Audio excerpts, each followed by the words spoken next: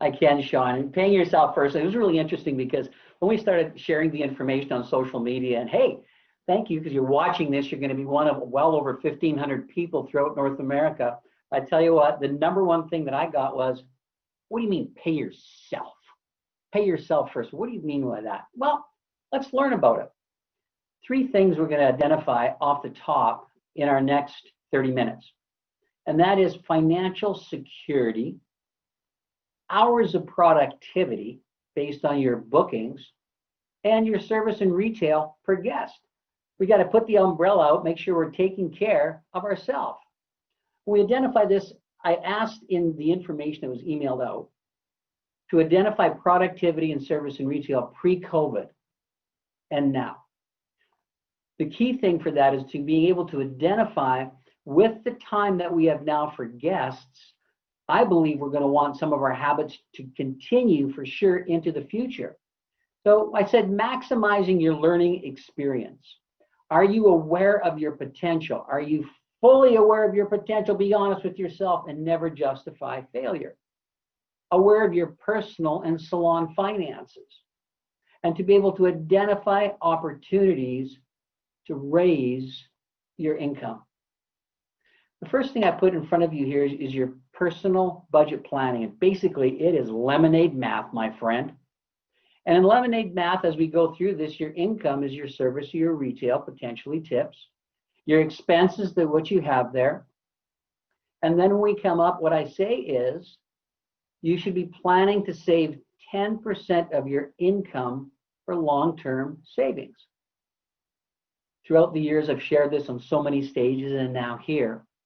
And the joke was, unfortunately, very true. And that's why I was, concerned about my wildest dreams when COVID hit last year. Because in many cases, if you want to see how successful that a 45-year-old stylist is, you can't look in a retirement portfolio. You need to look on their driveway or in their closet. Because the hairdresser on average will wear their wealth better than anybody else in the world until all of a sudden we wake up at retirement age or in a crisis going, oh my goodness. So this was my recommendation for long-term on 10% of income should go into long-term savings, just as you save for any other type of your budget. Now, the first thing the voice goes is, where does the money come from? Well, it comes from somewhere that you're spending it right now. We'll go there in a minute too. And the next thing you'll see in red there that we have is your contingency. To be able to take 5% of your income, and that should achieve a balance of 3 to 6 months to be able to pay for expenses in your personal life. Now, when you got that done, woohoo, you continue to save that 5% for either emergency use or a fund fund. So that following 5% is continue to save, but hey, that's a vacation you may want to go to, but you can't touch the other 10%. You with me on that? Now, okay, I can see you out there, all 1,500 plus. This is yes. This is no. This is not quite sure. So let's go on this lemonade math one more time. And that what you see scrolling in the middle is no credit card debt. You will obviously use your credit card, but at the end of the month, your planning has to be that it is paid off 100%.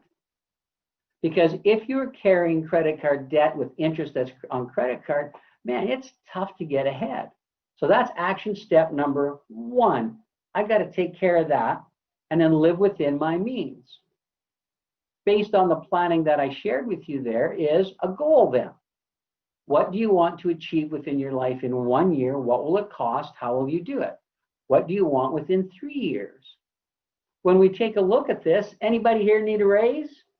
If you need more income, there's 2 ways. Number 1, increase the number of guests that you serve. Number 2, the number of service and retail units per guest.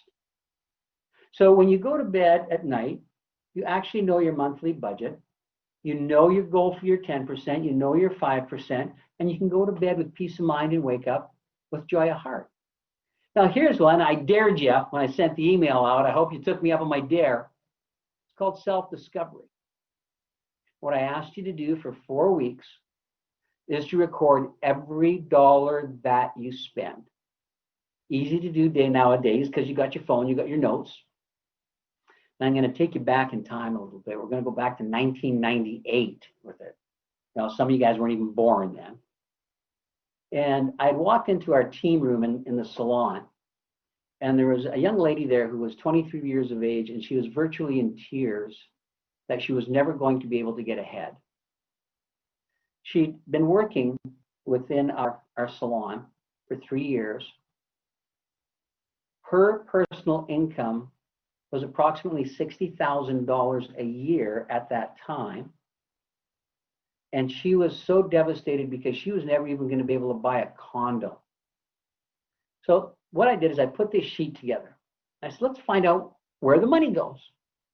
Well, it was about 2 weeks later, and I came back in the staff room, and this young stylist was mad at me. I mean, furious. She looked at me and she says, I can't believe what you made me do. I became aware of how I am wasting money. I spent the down payment of my condo. Let me give you some examples, Wayne. Starbucks every day is plus $14. I personally eat lunch out 5 times a week. That's another $100. I bought a new pair of shoes last week, and when I put them in my closet, I set them beside a pair of shoes that I hadn't even worn yet. So that comes back to the statement of awareness. Have fun with this, and please be honest. At the end of the day, mark down everything that you've spent. Then take a look and going, okay, maybe someday I will have the budget that I can have that, but that just might not be right now. When it comes to budget basics for salons, I'm not going to give you an accounting class. I'm going to share with you base principles. Number one, whether you're a salon of one or a multi-salon base owner, from your software, you want to know your profit and loss. What's your balance sheet? What's your planning of spending? And the salon must be profitable or there's no place to work. Best example you ever seen of that, and I might hit my record of flying, is I can't believe it. The airlines are really missing me, by the way, over 3 million miles under my belt over my years, is when you take a look at the safety information, the first thing they direct you to do in event that the oxygen mask comes down is you put it on yourself. Because if you can't breathe, you can't help the person beside you. So rule number one, as a business owner, you have to have your financial base solid, and then and only then can you support people around you. And again, this is all about, there it is, key awareness. As an owner, pay yourself as you pay others. Yes, salon of one. If you are a salon of one, at the end of the month, what were your service sales? What would you say is a fair payment base for that? And then, yeah, the other rest of the money could be yours after expenses, but it shows you, did you just buy yourself a place to work? If you're a salon of 2, 3, 4, 5, or 6, pay yourself and see what's left. The next thing is so important. Identify the specific awareness of where your service sales come from. Is it coming from cut? Is it coming from color? Is it coming from texture? Does it come from treatments? So I need to know where those dollars come from, and that's very similar to what our assessment is that we have on our line, is you need to know you have areas to growth and service. Now, the number one area to grow, as we shared before, is treatments. The next thing, be with me right here. They say your mind can only hold one thought at a time. I need you with me. No mind vacations. I'm identifying product recovery that is a separate charge than your service. For example, don't quote the amounts, I don't know your amount. Let's say your haircut is $50. So the guest bill may be $50, but you may have a $2 product recovery charge that goes with it. You may have a $3. Now, what that recovery charge covers would be the goods that would be used. For example, that's your back bar. Do you have COVID expenses that are happening right now? Now, if somebody is having a color, the service charge for the color, could be $80, but it may be $7 for your product charge. The reason that I share that with you is you need to separate the two, because the only commissionable that you would pay yourself or you're paying others should be on the service, not the product. Give you an example. If you began absorbing $4 in relationship to COVID and you put it onto a ticket that somebody was being paid 50% of, you're now paying 50% of the $4 in COVID. You're giving $2 COVID dollars away. You with me on that? The other thing that it helps you with, my friends, is if there is raised costs in regards to your overall products you're using, that's an area that you can raise. Little voice going, how could I ever do that to my guests? No, I'm just giving you ideas. Whether you do or don't, you've got the ideas. But put this thought into it. When you go to a hotel and you check out of a hotel, you'll see different surcharges that they have. At first it becomes, why is this? And then it becomes regular. When you receive freight, there could be fuelage charges added to it. So anyway, what I'm stating is consider that. The product recovery is separate from your services. The next thing is awareness of retail. Being specific and having tremendous awareness and plan. Before you go home at night, make sure you're aware of the guests that are coming in the next day. Go into your records, identify what they are purchasing. Identify, because remember, you did a great job of this. You wrote down what you recommended, but they didn't purchase. So now you're educated. When that guest comes in, you can share with them, Sally, I know you've got this and this at home. I know you're enjoying it. We've talked about it. And I identify here that our next step in the regime was going to be this. That only happens if you've got what? Good records taken. So to be specific and understanding, your guest uses shampoo, they use conditioner, they use a leave-in, they use a treatment, they use a wet styler, they use a dry detailer, they use a hold, and it may take you 3 to 4 visits, but then success isn't about what happens today, it's what happens long term. So when we take a look at what we've got there, a salon also needs a contingency fund. The contingency fund should be targeted at 2.5% of sales. The minimum balance in a salon's contingency fund should cover fixed expenses, again, minimum 3 months, preferably 6 months fixed expenses. Now, what happens when you achieve that contingency fund? You keep that balance there, but then that 2.5% can go towards growth. I hope you got it. Now, you ready? Okay, shake it out a little bit. Get the pen ready. Huge and huge. Coaching for performance. And this is what I asked you to do to prepare yourself in analyzing 3 months before COVID and 3 months after COVID. Where are you now? Okay. Your personal productivity percentage are the hours of how many of them are real. So let me give you an example. What just came up on your screen there is your potential. I'm not suggesting you work 8 hours a day, 9 to 6. This is just an example. You may want to work earlier. You may want to work later. You may only want to work 5 hours a day. What I want to see is how much time do you want to sell? Because that's really what we do is we sell our time. So in the example that I gave you here is this stylist has the potential to be booked for 8 hours. Now, where you'll see where the guests came in, the real productivity here is a total of 4 hours. So when we calculate the percentage, a potential for real, this stylist is producing at 50% of their productivity level. Now, all relative to the amount of hours that you want to put on the books as to how many you are booked. Please, quiet time for a second, look straight ahead. How much opportunity would have this stylist had today to be able to increase their income by properly identifying the treatment needs, potentially, of these guests? Now, go one step farther with that. You see where that yellow popped up in the blanks? When calculating potential productivity, do not deduct a no-show. The reason they no-showed is something else mattered more than you do. How do you matter more? The other thing is you can't book that time off. You see, unfortunately, it's sad but true. And I tell you what, after today, I know it's not going to be, because you're going to sell what you want to sell. Is it 4 hours a day you want to sell? Is it 5 hours, or is it 8 like this? But what happens too often is all of a sudden this person here looks at, you know what, I got a 5 o'clock and my last one is 3. So I'm going to phone my 5 o'clock, see if she can come in earlier at 1:30, and I'm going home early. And you know what, I'm going to go early for lunch today, so just book me off at 11. So there's a choice. And I'm not saying what's right or wrong, it's about choices. Make a choice. If this downtime, will you fill with extra services, or will you work with different ways, maybe in social media, maybe face-to-face once we can do it again, of marketing yourself? So this is your productivity.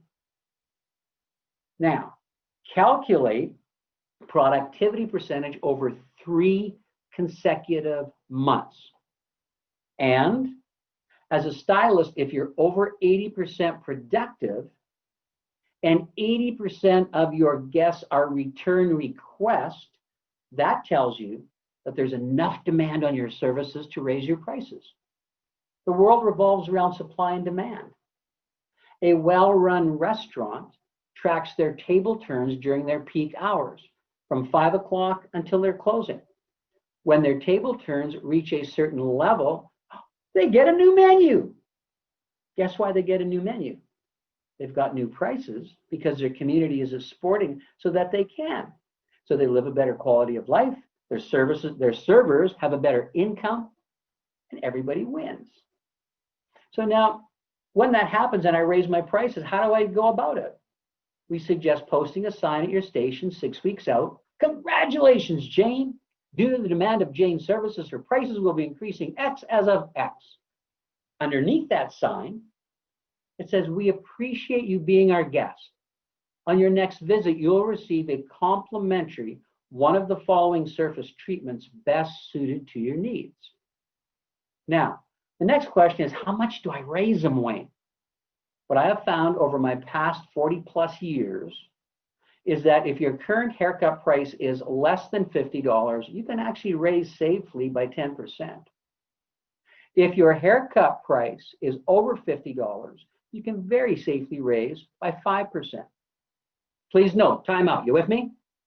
Do not make the mistake that I did a number of years ago, and I applied the price increase only to my service of the haircut, until I learned what I needed to do was apply the percentage to the service related to the color. Now, does that percentage apply to the cost of goods, product recovery? No, it goes to where? The actual service part of it. The next question I get all the time, well, how many times in a year can you raise your prices? I haven't raised mine in a couple of years. How many do you want? I suggest at a maximum 2. 2 is a nice base. But right now, you may be so overly booked that you need to do it at least 2 times in a year just to find your balance in the market. I don't know where you're at. It's kind of like at the end of the day, how do your shoulders burn? How do your feet ache? How does your back feel? I'm here to tell you that you're worth it. When you put your heart and your soul into your business, you're worth the income that you make. Now, when we take a look at salon productivity, I'm going to get a little more business-based for you here. This is your salon stylist potential. So this is based on how many stylists you have. So for this example, this salon has 5 stylists. Now, if they work 8 hours a day, and again, this is just an example, your hours are going to vary. You just need to figure out how many hours can I serve a guest. This one does 8.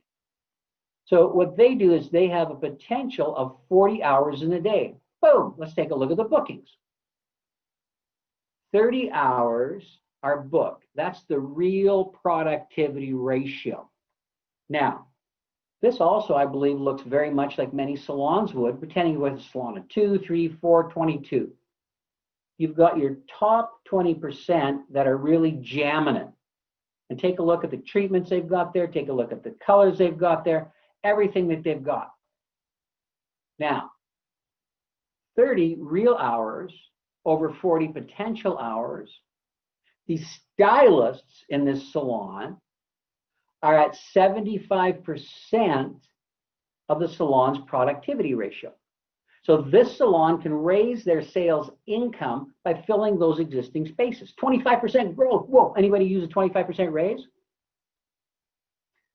There's one other way to identify salon productivity, and that's your chair potential. On your chair potential, you identify how many chairs do I have? 8 hours a day. This is 40 hours. Again, I'm just using the hours as an example. Boom. There's an open chair on the right. It's 0. I've got productivity spaces on the left. So there's 32 hours of real productivity on my chairs. So the potential that I'm running at is 32 real hours out of 48 potential. The salon, based on its chairs, are 66% of its potential. This guy need to open up another location? No, they don't. What do you got to focus on? More people in the chairs, and then potentially, if you want, again, just suggestions, fill that open chair. But understand your business based on its productivity ratio. Hoo-ah! Now we know that. Let's talk about making money on units retail per guest. How much opportunity is in front of you? Discover, identify, and fulfill your guest needs. So first of all, in service units per guest, we want to know how many guests that you serve in a day, week, and month. How many services did you provide? Our service is qualified as a shampoo, cut, and blow dry is 1, color is 1, color additive 1, that might be 1 in 1 shot, your texture. Then you've got your specialty treatments. These are all units that you can provide. Boom, take a look at this one here. Your service per guest example, you've got 6 guests in that day. Those 6 guests had 9 services. 9 divided by 6, you're averaging 1.5 services per guest. And still, take a look at the opportunity that you may have to provide additional services. Now, retail units per guest. The same thought process behind it. How many guests in a day? How many retail items per guest? The opportunity is shampoo, conditioner, treatment. Please note styling. A wet styling product, a dry detailing product, a hold, a second day product. Maybe there's nails, maybe there's skin involved. Retail per guest example. This, you have 6 guests in a day who purchased 6 retail items. So where are you at? You're at 1 retail item per guest. But now there's something interesting here. Take a look. Because 3 of the guests were the only ones who purchased, which again is very typical. So I want to identify what are the gaps that are in. How can I best serve these people? So by understanding that helps me in my coaching. And another one of the, the forums that we have in our business support online is performance coaching.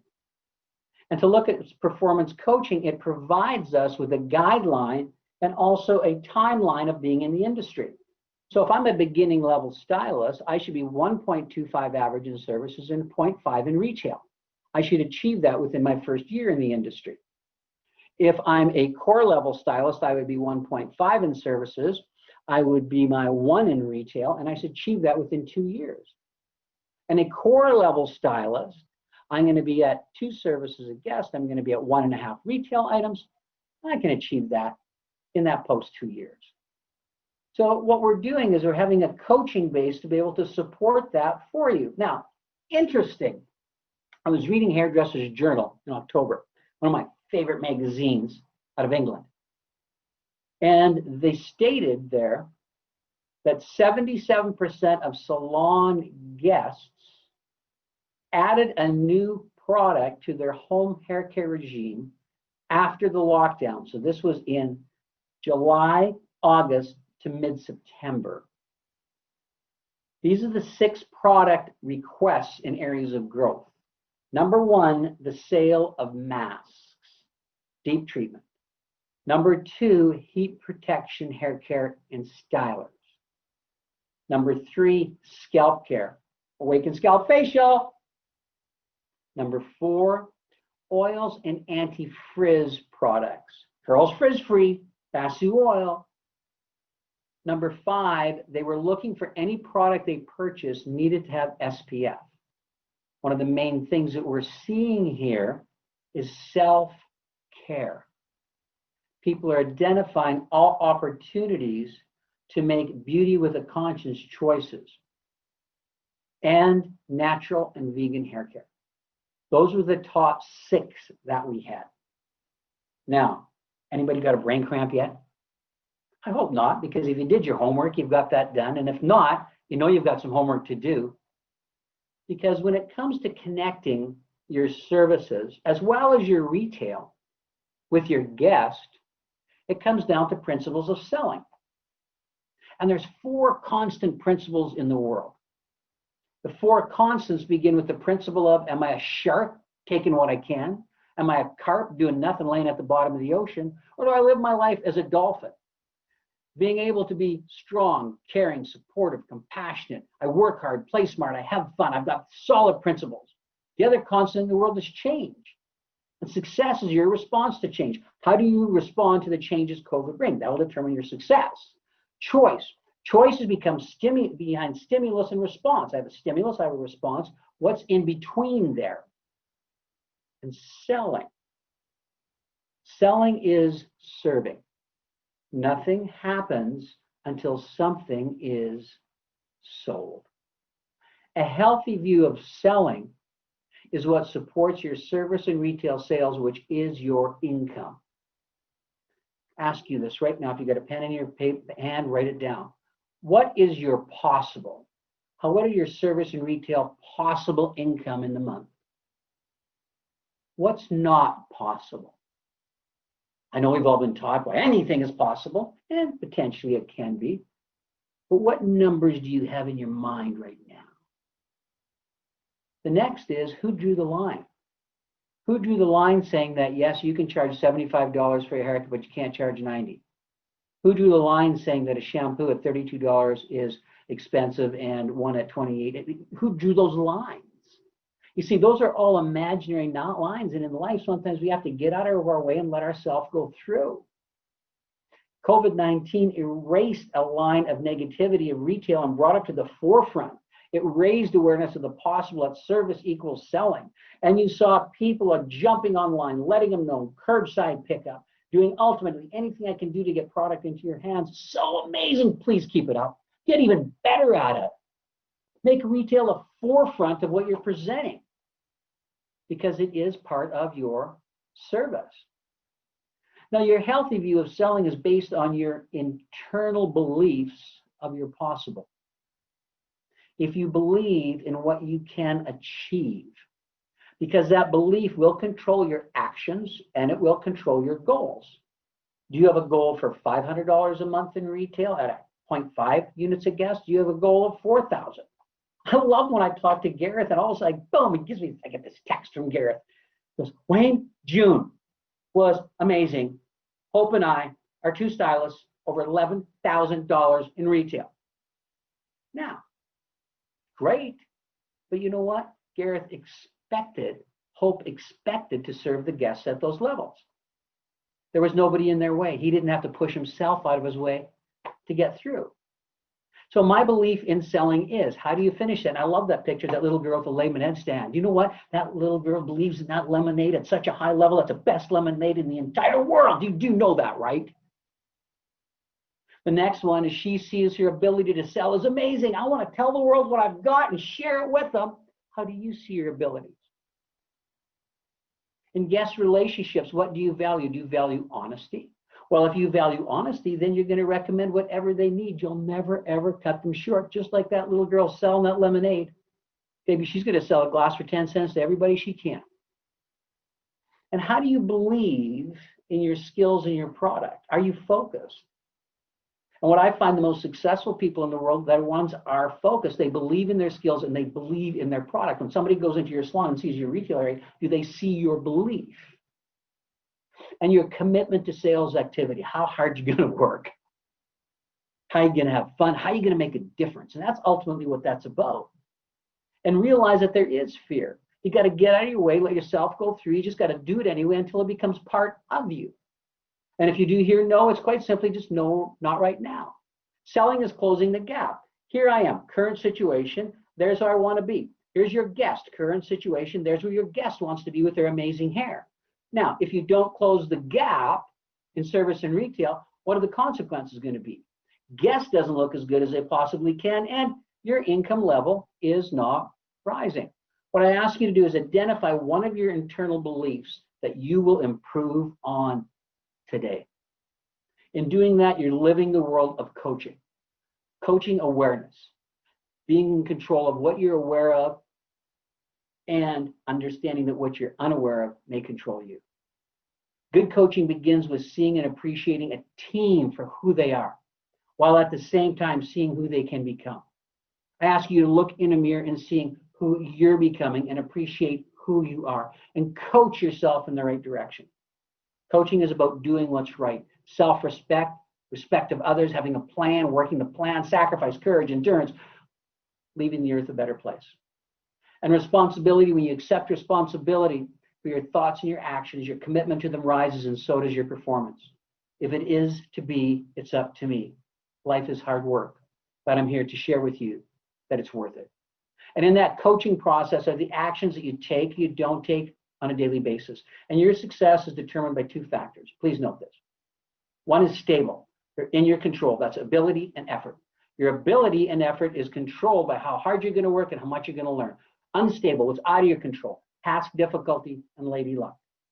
If a task is difficult, the more I learn, which is my stable ability, the easier the task becomes. And lady luck. In life, what I've found is the harder people work, the more luck they tend to have. Pay yourself first. Write yourself a budget. Identify your hours of productivity. Identify your service for guests, your retail per guest. Grow with a healthy view of selling. Identify the treatments for your guests at every opportunity, and coach yourself for performance. To be able to support this, there's a mental why that is so important. And the most amazing delivery of this message is done by our global ambassador, Sean Carlson.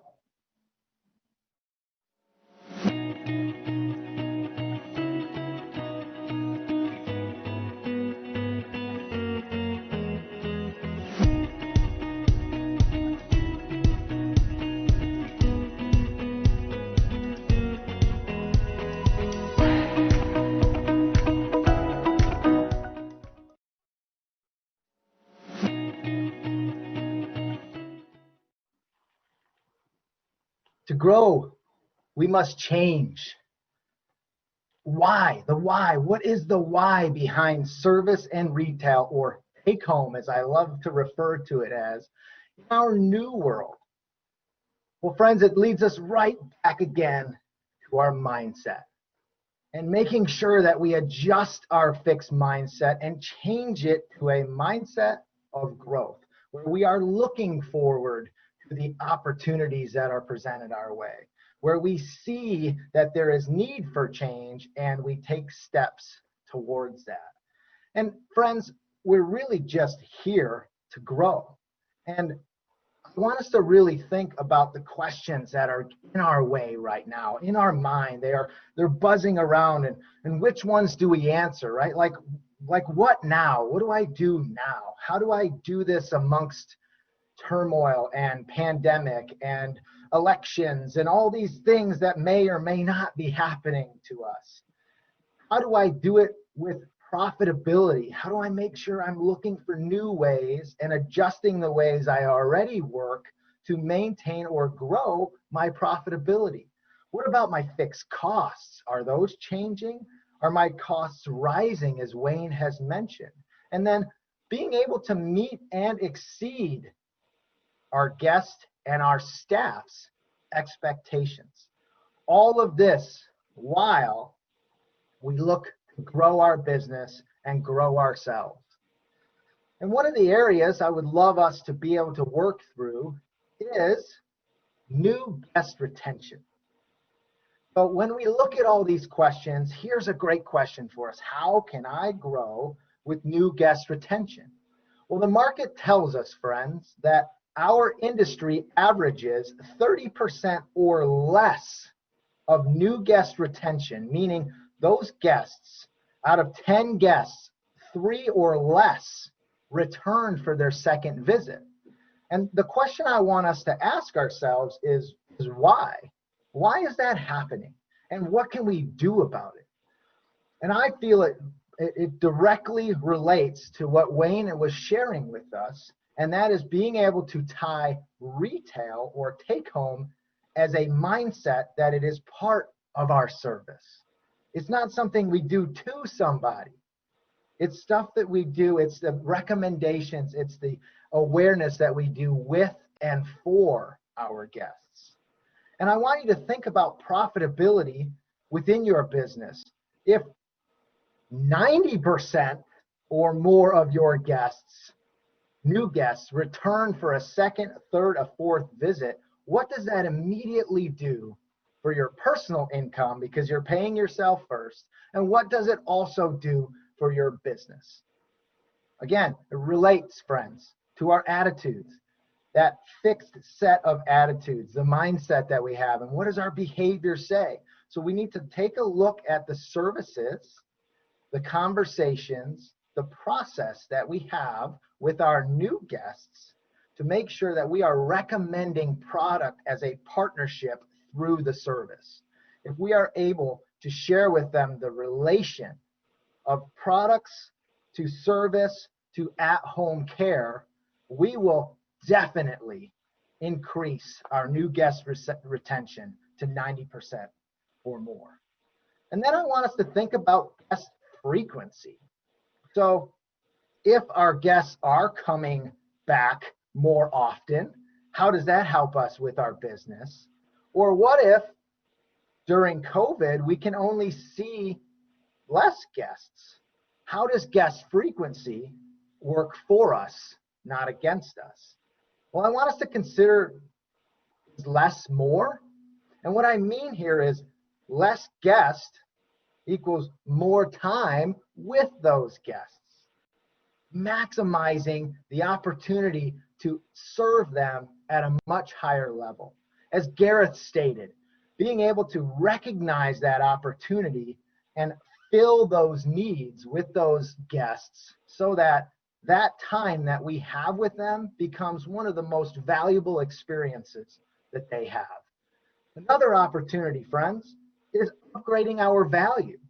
Really being able to look at ways for us to share more information, whether it's social media, as Lindsay had shared with us, whether it's through our guest consultations, in any way, shape, or form, being able to upgrade our value so that our guests see what's available to them and they can make personal choices on what serves them best.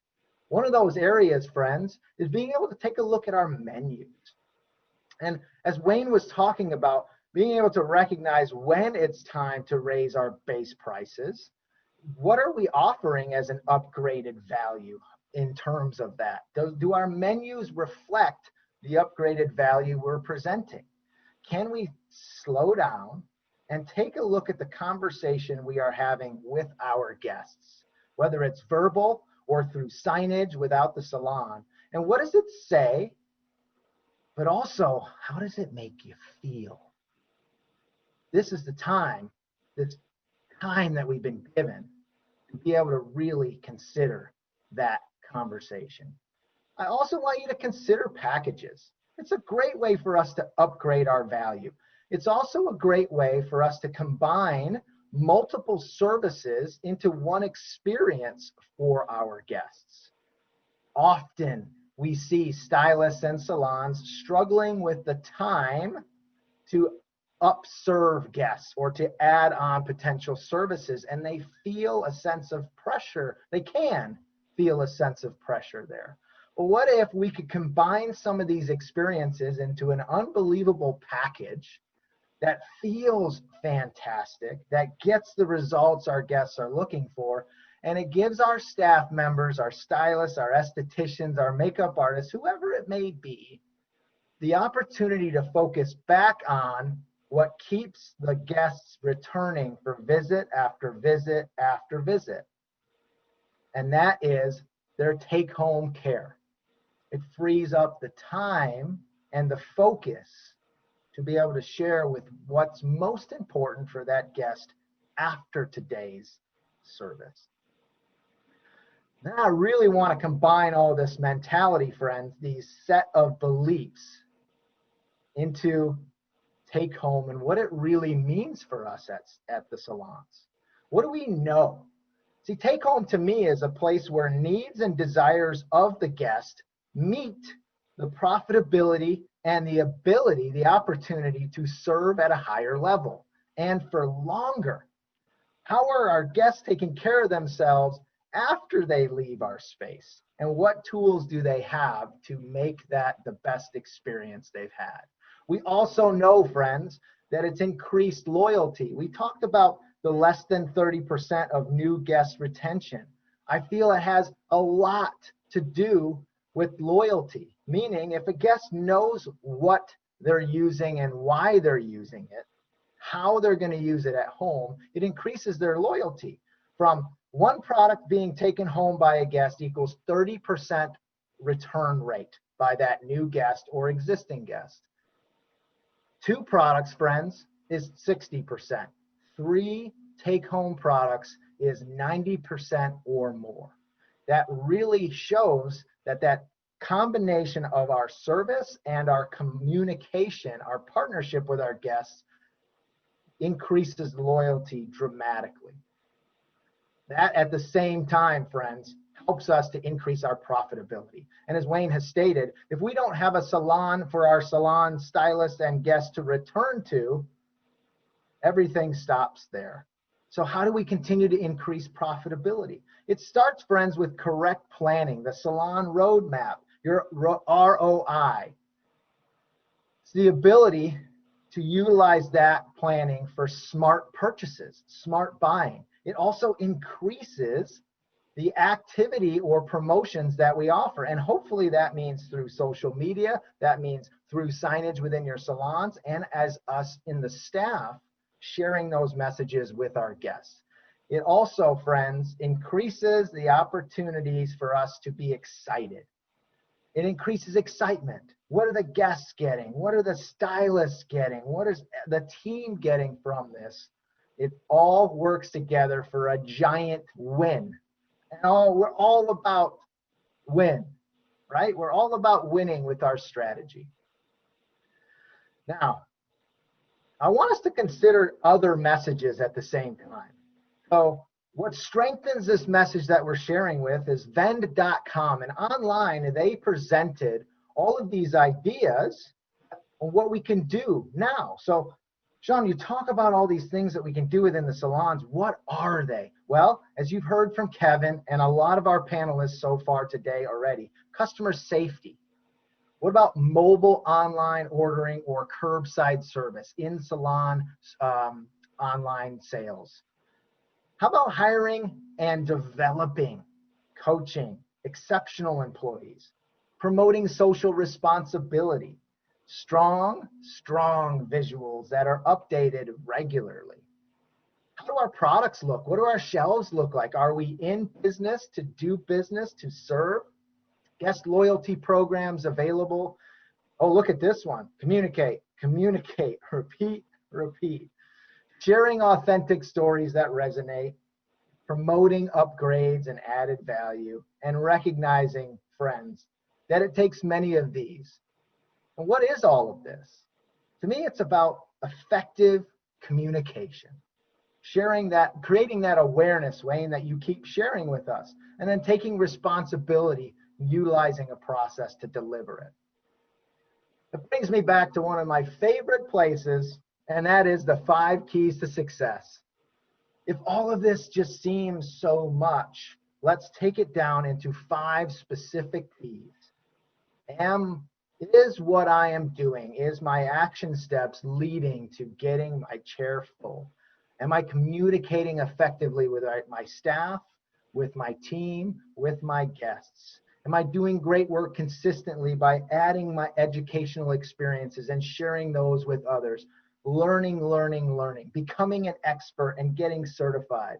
Then am I utilizing the opportunities during the service to coach my guests with interactive services and styling? spending that time wisely, and ultimately getting all those guests, Wayne, to come back again and again and again. The 5 keys to success, friends: tried, tested, and true, over and over and over again. Let Surface help you. It may be time to consider working as a team and building your culture so that your message, your mission, your vision are all sharing the same principles. Allow Surface to help you with that.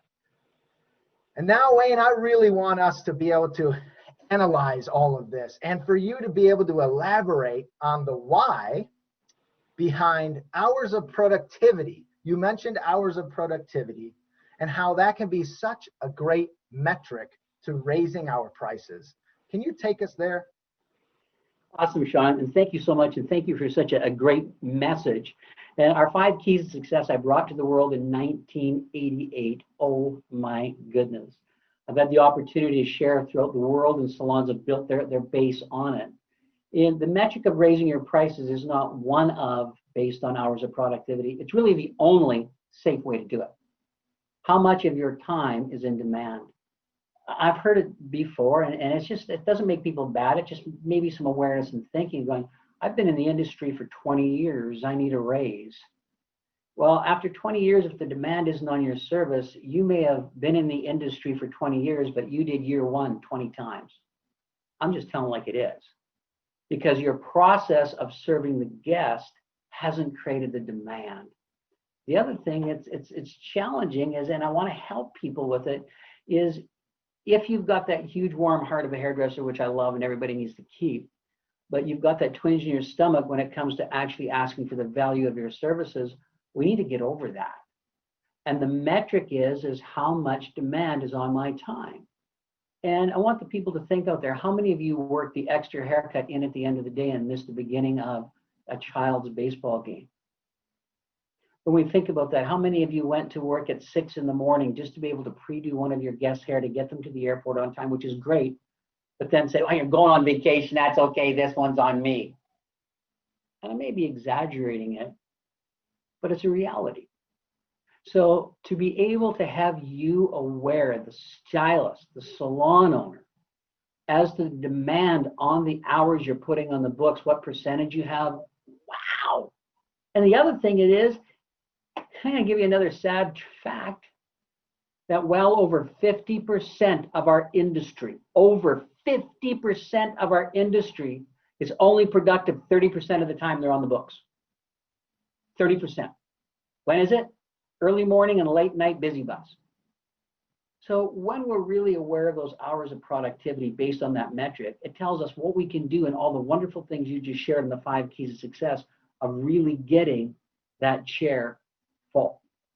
And that brings me to a great point too that you stress so much on is, I want you to expand on it. Why does retail have such an effect on if a guest is going to come back? Didn't they come in just for a haircut? Well, Wayne, I hope not. Really, I think it talks about that partnership, that true partnership between the stylist, the salon, and that guest. And, you know, when they know what they're using, Wayne, and why it was chosen with them and for them, and how they can use it and benefit from it at home. It's really all about interactive services and styling. It allows that guest to really understand how all of this is working together. It makes sense for them. And then the only way, Wayne, that they can recreate that look tomorrow, the next day, is to have those tools available. And so it is a change of that mindset again, and reminding ourselves as service providers that it is not something, selling is not something, retail is not something we do to somebody. It's something we do alongside of them, with them, for them, so that their color can always look amazing. Their haircut is always styled and working for them and not against them.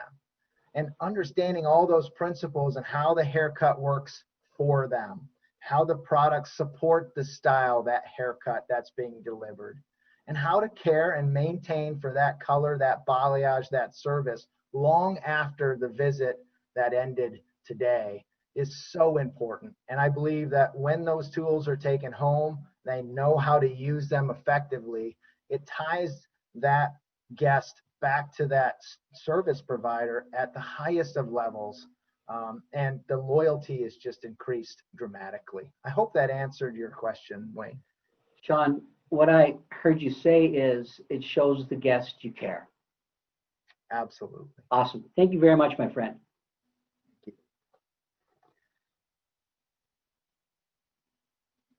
Wayne, I would love to invite our friends to join us.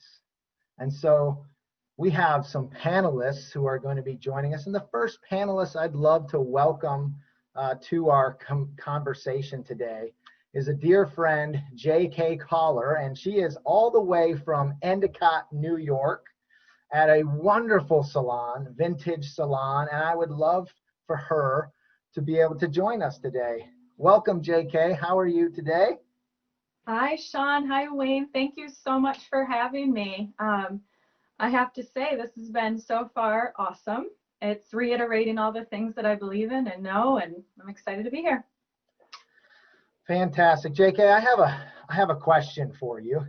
Yeah. I want to know, really what have you been doing during this time to prepare yourself financially through this challenge of the pandemic and the crisis? What have you been really doing to prepare yourself for the future amongst all of this?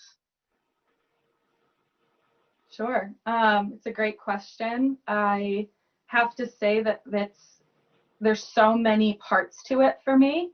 Initially, I looked at this scenario financially and thought, what can I do? What resources do I already have? I use a salon app, a Salon Iris. For most people, they know what this is. And there were things, a part of that program that I already paid for, a subscription that I already paid for, and there were things I wasn't using it at all of its productivity. So there were little things that I would do to help, utilize things I'm already paying for. I also made sure that I connected with all of my salon guests.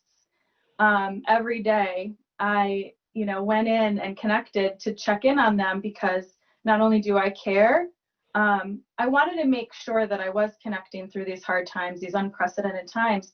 And I also wanted to make sure that they knew that I had a plan, that they knew that I was planning for their future and my own. And just, you guys are reiterating so many things I believe in. The 5 keys to success: guest retention, rebooking. That was also very important while we were closed, to make sure that they knew we had a plan. They knew that we planned on opening, that we could open. I also planned my promotions while I was closed. I made sure that I had what I needed when I reopened. So whether that was pre-purchasing things that I was going to need, my plan for my promotional period, I extended some of our really great promotions that we weren't able to utilize while we were closed, but I made sure we had what we needed when we reopened. So all of those things, what that does for me is that also allows me to guarantee income, that I've rebooked my salon guest, guarantee some retail income, that I have the promotions that I need and that I need to be ready for. But when I really thought about financial lessons, it takes me back to almost 20 years ago when I had my first salon boss. And I'm so thankful that I learned this lesson over 20 years ago. And that was really how to save for your personal and for your business and for your future. And I think one of the reasons that I am open still and that we are able to stay open is because I learned that lesson. And that being, I'll talk to a stylist and she says, I'm $100,000 a year stylist. When I look at that, I think, okay, I'm $100,000 business. And from that, I take a salary to then pay for my personal expenses, whether that's your car, your home, your vacation. I also, with that salary, live within my means. And Wayne did a great job with his salon budget basics to describe how to find that total for you. But when I talk to people, I think sometimes we think we're making this $100,000 a year or whatever it is.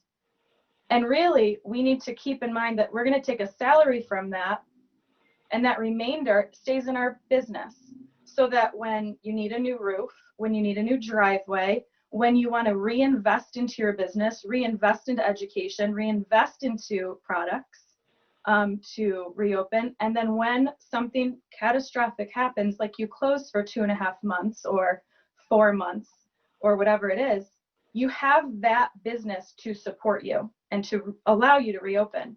So for me, it was the lessons of, you know, connecting, rebooking, making sure they knew I had a plan for my future and to reopen.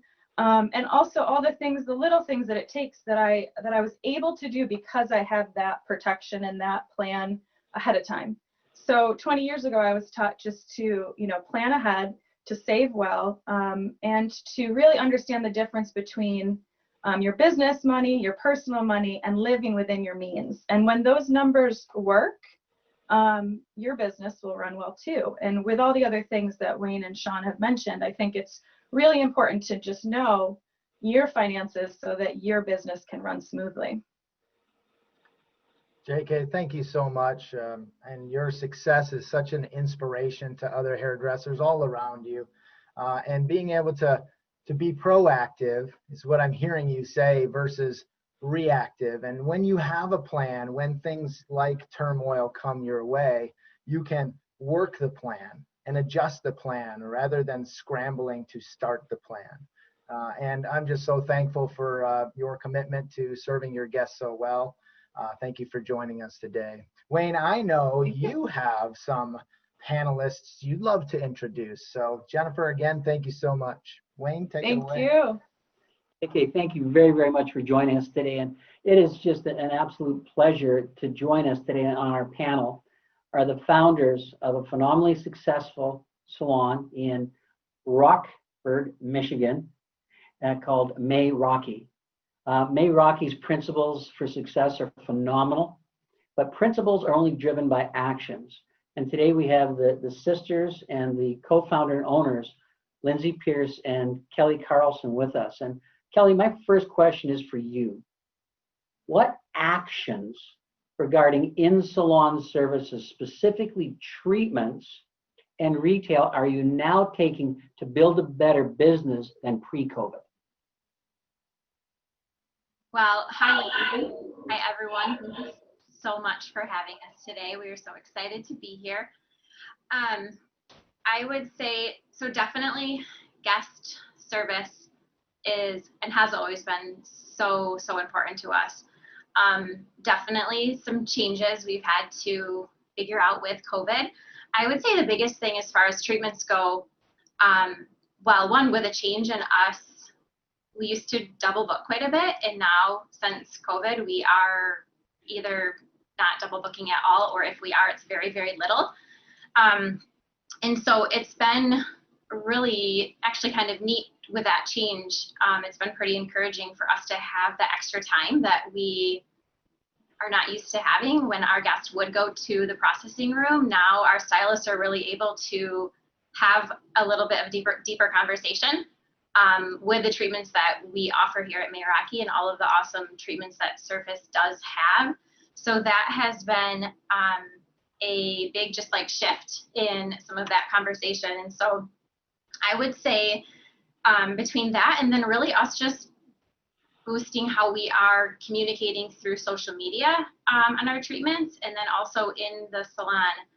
We've done some fun promotions. Specifically, we just did one the week of Halloween where we did like a trick or treatment, and we did $5 off of all of our treatments. And so we offer at Meraki anything from a like $5 mini conditioning treatment all the way up to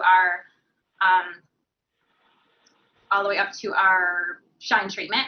And so that has been something so cool because we have seen just like talking about it more, and with those promotions and like I said, having the extra time, we have really been able to see such a growth with the amount of treatments that we are able to offer. So it was really neat. Just that week of Halloween, we did 118 treatments. And so that was such a cool surprise of just taking that little extra, like, hey, this is where we're at. And so many people are just not aware, and making them aware. And two, it's been kind of neat with, because we love that guest service so much, having that extra time where they are feeling just extra pampered.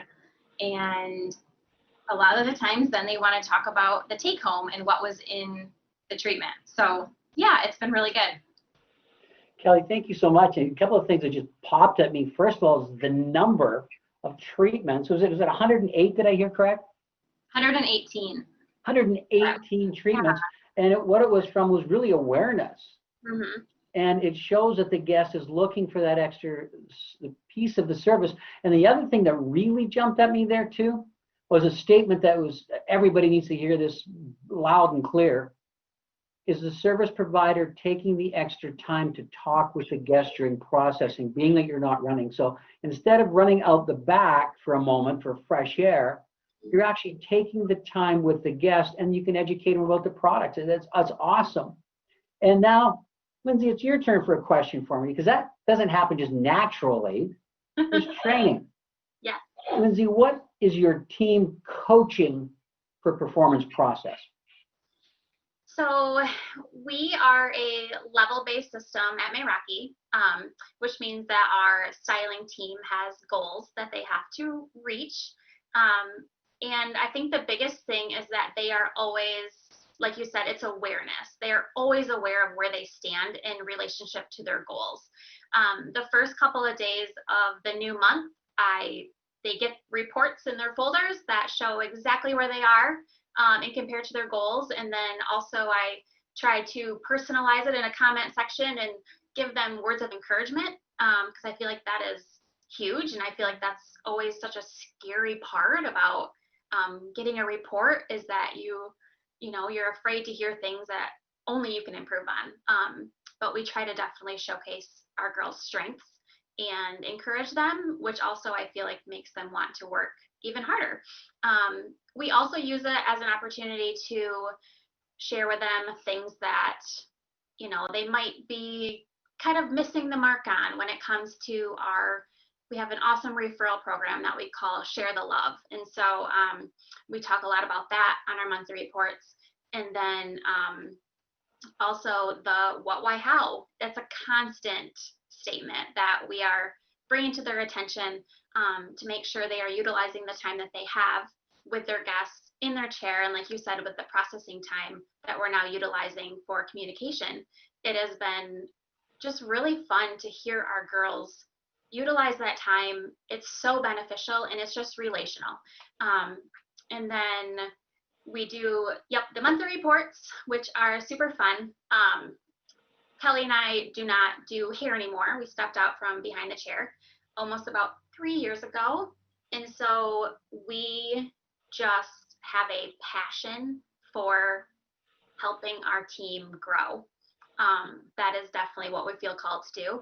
And so we try to use that monthly coaching to be present. We are in our salon a lot. So we have an open door policy. We don't even ask, they knock. They just are welcome into our office and we can chat about things going on. And then with coaching as well, it is not just professional, it's personal. We are a family.